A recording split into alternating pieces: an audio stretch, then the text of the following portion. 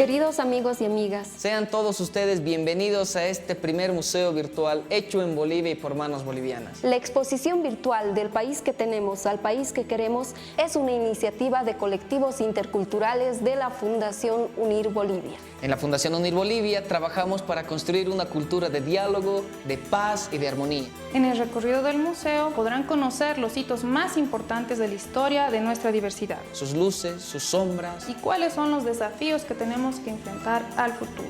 Hay 5 salas virtuales y en cada sala podrás ver la diversidad desde distintas perspectivas históricas. Muchas gracias por tu atención y espero que disfrutes la visita.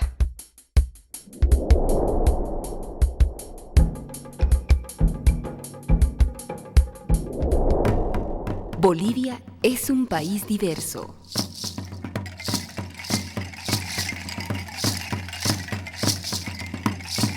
Bolivia es un país con una gran variedad de regiones naturales.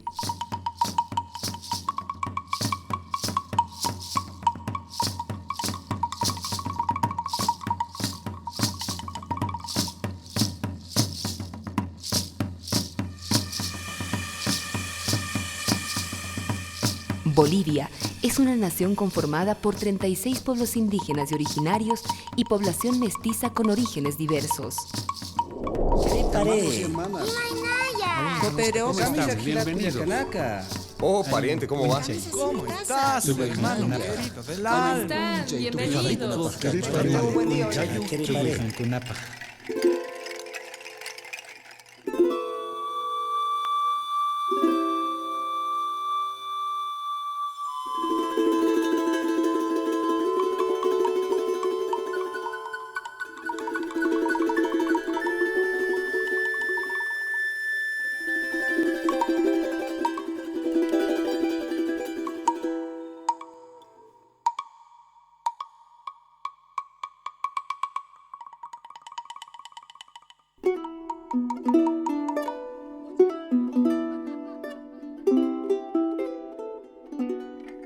Bolivia se construyó como una nación en conflicto con su diversidad. En lugar de ser entendida como una riqueza, la diversidad de pueblos y culturas fue vista como un problema.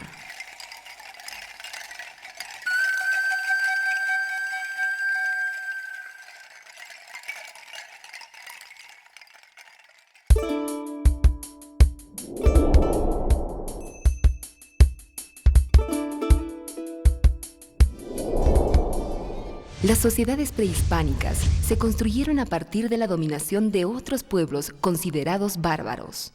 En los Andes, las diferentes maneras de comprender al mundo condujeron al enfrentamiento entre aymaras y urus.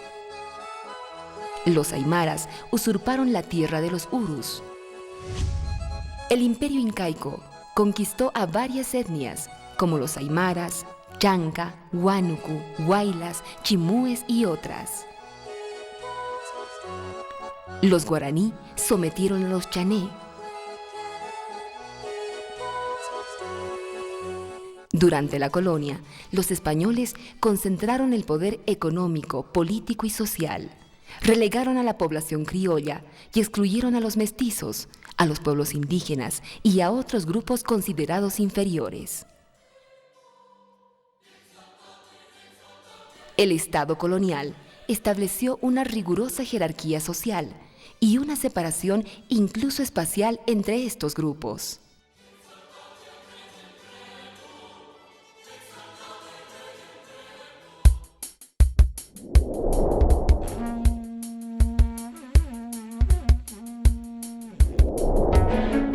La lucha por la independencia, encabezada por Bolívar, buscaba la libertad definitiva de los pueblos latinoamericanos frente al poder de la corona española.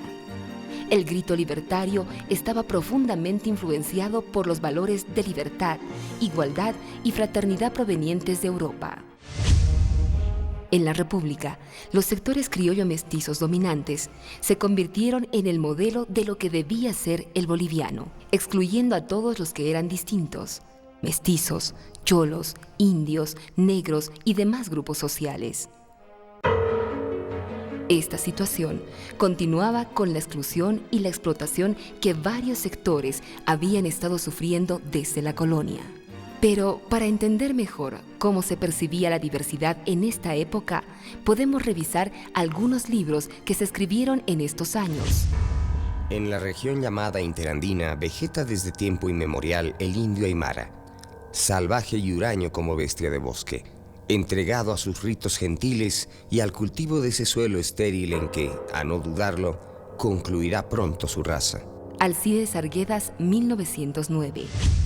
Pero también, desde otros rincones de Bolivia, se escribieron textos relacionados al tema. Es la única población boliviana que no habla ni ha hablado nunca sino castellano. Ha sido también la única de pura raza española, y se miraba en ello.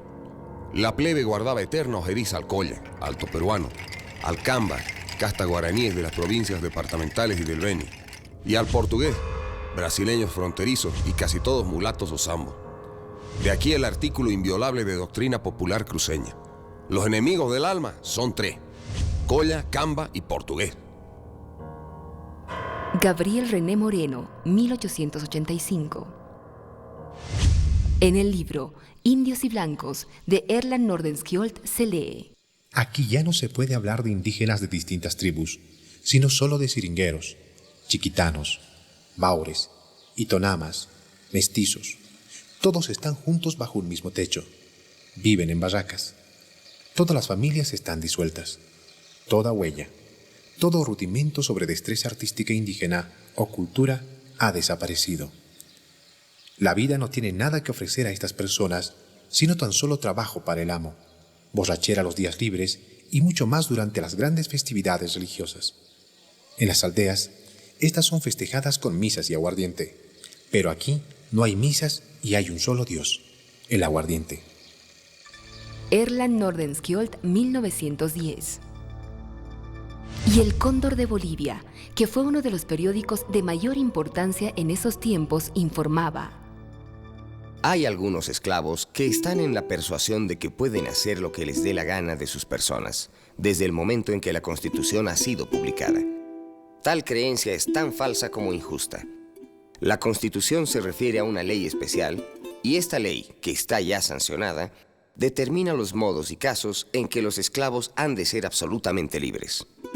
El Cóndor de Bolivia, 21 de diciembre de 1826. Los indígenas de San Lorenzo y San Francisco están trasladándose con todos sus intereses a las regiones selváticas de las nacientes del río Apure. Esto quiere decir que los indios trinitarios, antiguos descendientes del caudillo Guayocho, siguen huyendo a la civilización. Actualmente se ha comprobado que más de 60 familias de las poblaciones indicadas han emigrado definitivamente hacia las nacientes del río Apure. En dicho punto están echando las bases de una nueva población y la han bautizado con el nombre de Tierra Santa. Llamamos la atención de las autoridades respectivas políticas, eclesiásticas, para que de inmediato estudien la forma de cortar ese desbande de indígenas, precisamente en esta época que nuestras industrias agonizan por la absoluta falta de brazos. Periódico La Patria, 1937. Al igual que en otros lugares del mundo, en Bolivia, los pueblos indígenas y otros grupos sociales diferentes de los sectores dominantes fueron considerados inferiores y, como tales, discriminados y excluidos. Se alquila pongo con taquia. Pongo era el siervo indígena asignado para todas las labores en casa de los patrones, y taquia era el excremento animal secado por el sol y utilizado como combustible para que el pongo cocine su alimento. Durante la República, mucha gente siguió sufriendo la servidumbre, la explotación y la discriminación, como lo atestiguan los testimonios de algunas personas que vivieron la época. Por el año 1924, cuando ha entrado Bautista Saavedra, había dicho ya a coserse sus palcas de pantalón y a sacarse sus ponchos. Hay que civilizarse. Han prohibido entrar a la Plaza Murillo con poncho. Los soldados venían despacito por detrás y les rompían el poncho a los que entraban así a la plaza. Entrevista colectiva Sindicato Central de Constructores y Albañiles, La Paz, 1986. Y este tipo de cosas ocurrían en todo el país, como cuenta Lorgio Serrate. Cuando alguna pelada iba a dar vueltas en noche de retreta, señorita de origen humilde pero muy bonita, bien vestida y decente en su comportamiento, no podía pasear por la primera acera, porque de los bancos le gritaban ¡a la segunda, a la segunda! Y la molestaban tanto que la pobre tenía nomás que irse a la segunda acera. Ya en la segunda acera, la cosa se repetía en otra escala social, pues las cholitas de medio pelo enzapatilladas también expulsaban a gritos a las cambas descalzadas que por allí paseaban, mandándolas a la tercera, y tenían que irse afuera, quieran o no, a escuchar la retreta de más cerca del kiosco.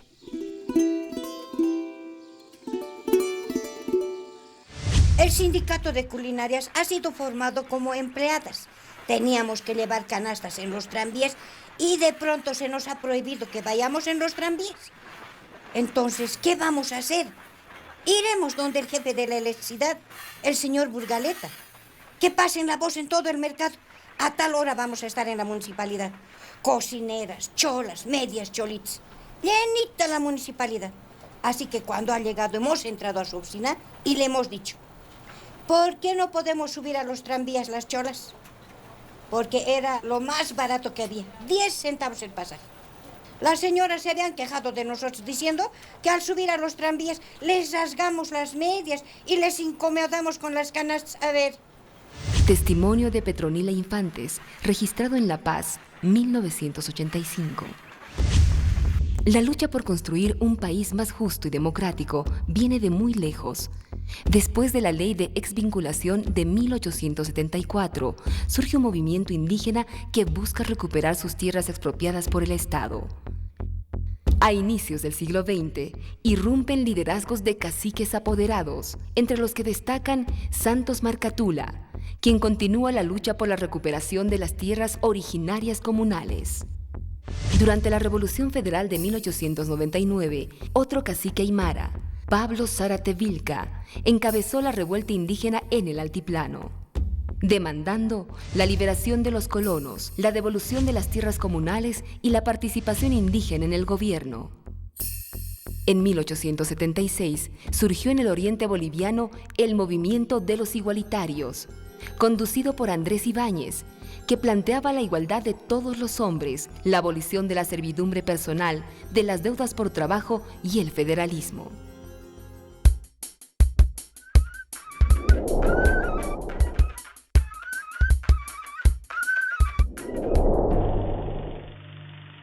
La Guerra del Chaco generó una profunda reflexión sobre el carácter del país y nuestra identidad.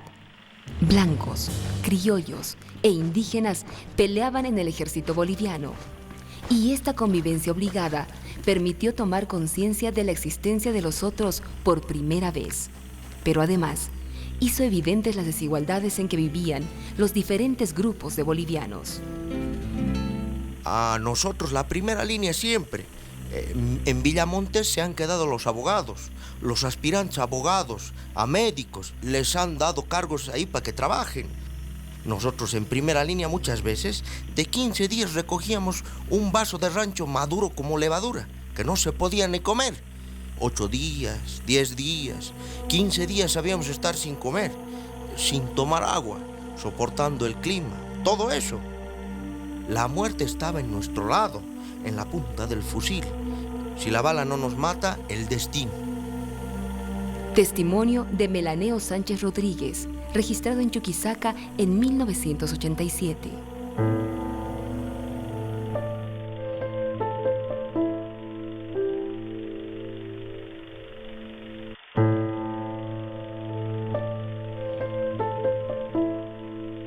Fue así que desde distintos sectores sociales se fue generando una fuerte oposición al régimen oligárquico y fue surgiendo una nueva conciencia nacional. El pueblo armado al cual se arrojó en aquel desierto extrajo de su soledad y su abandono una intuición cierta de la patria. El Chaco, si no un símbolo, fue un espejo ensangrentado de la suerte de Bolivia. Tierra en poder de extraños, tierra con el luctuoso destino de perderse. Ajena a ella, la casta privilegiada se mostró así propia ante el espejo, con la cifra inequívoca de su antibolivianismo. Carlos Montenegro, 1943. El proyecto del 52 reconoció la necesidad de construir una nación con ciudadanos, personas iguales ante la ley, más equitativa y democrática.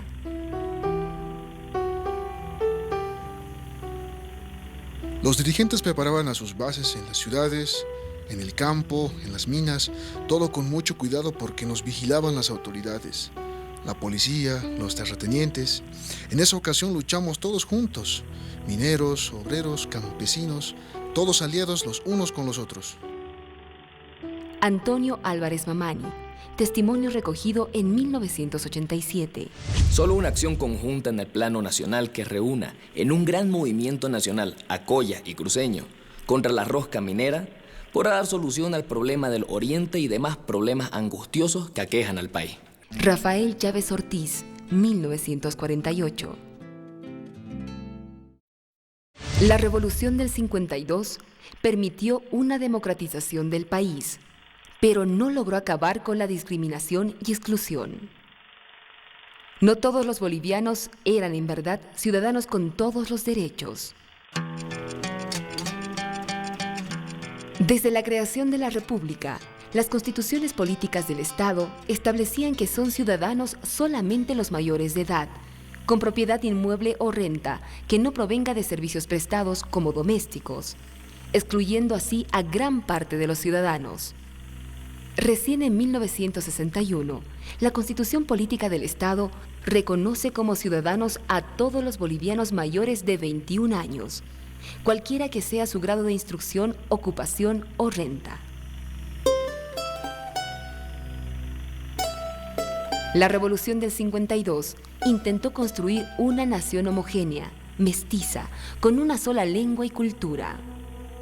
Así, los indígenas debían dejar de ser indígenas y convertirse en campesinos de cultura occidental y lengua castellana.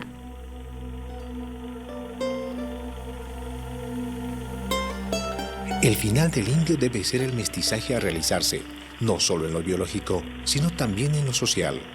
Necesitamos más bolivianos que indios. Vicente Donoso Torres, 1946.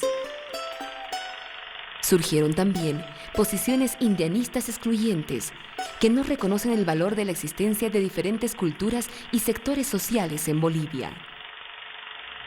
Ahí tenemos la Bolivia del cholaje blanco mestizo, una Bolivia putrefacta.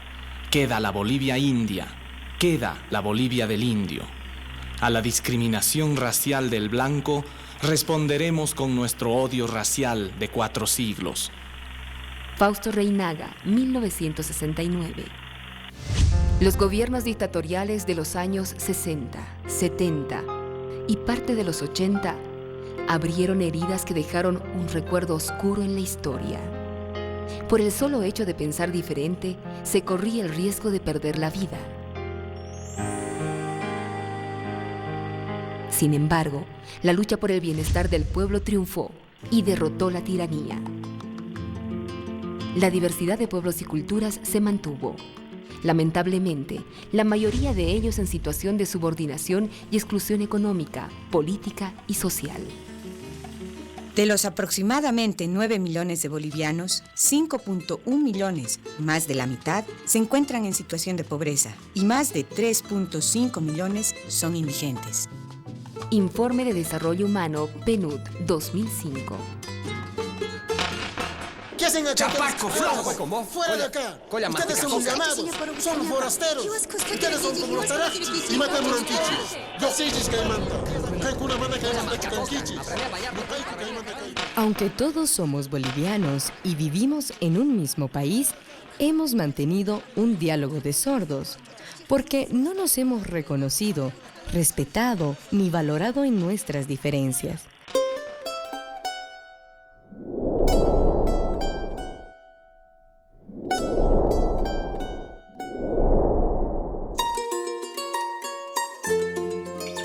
Pese al desencuentro en que hemos vivido los bolivianos, la convivencia de pueblos y culturas distintas ha dado como resultado nuevos productos culturales de gran riqueza.